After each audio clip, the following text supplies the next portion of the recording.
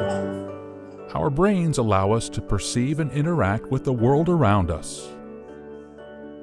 This 3-pound mass of tissue contains nearly 40 billion neurons and 100 trillion synapses or connections, sending information to the rest of our body at a rate of nearly 500 messages per second. Science tells us that early brain development affects the course of our later lives. Years of accumulated research on how the brain develops and functions now informs best practices in the nurturing of children. But there remains a disconnect between this science and what is practiced in communities. The gap between knowledge and practice has huge consequences for society. If we look at the cost of healthcare, the achievement gap, look at crime, the problems that we face in society today, science tells us that we actually know the root of these problems. Many of these problems actually go back to early childhood. I get a lot of referrals from school for behavioral problems. A lot of times teachers refer kids due to acting out behaviors, attentional problems, learning problems. Although we call them school-related behaviors, lots of times they've developed years and years before. They just start showing when children enter school. We all know that some children get to school much more capable of learning than others, and that how they arrive at school will influence how they do for the rest of their academic careers. So one way to think about the development of brain architecture in early childhood is it's a lot like building a house.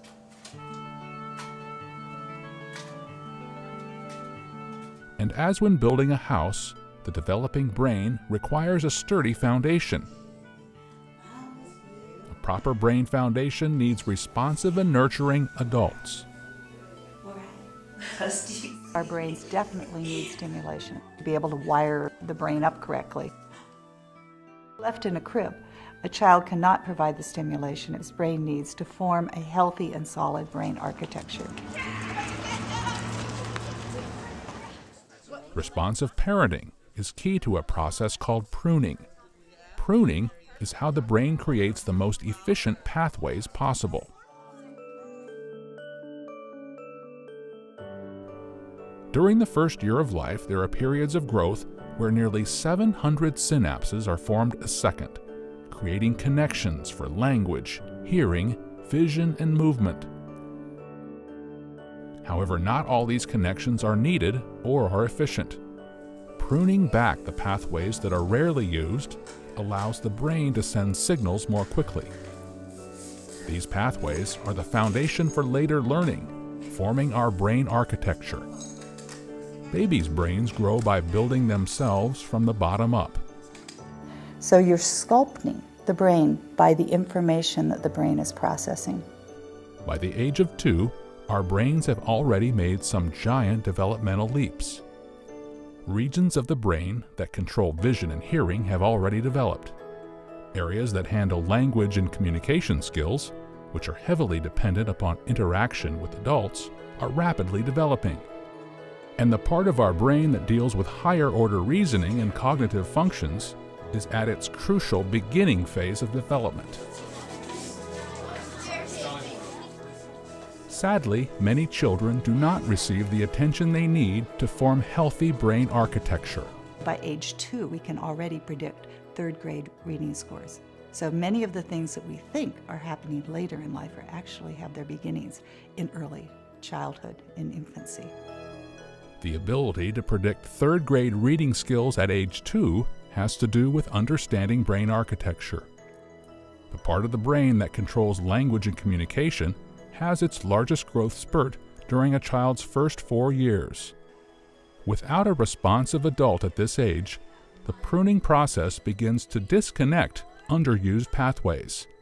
This leads to language and reading difficulties later.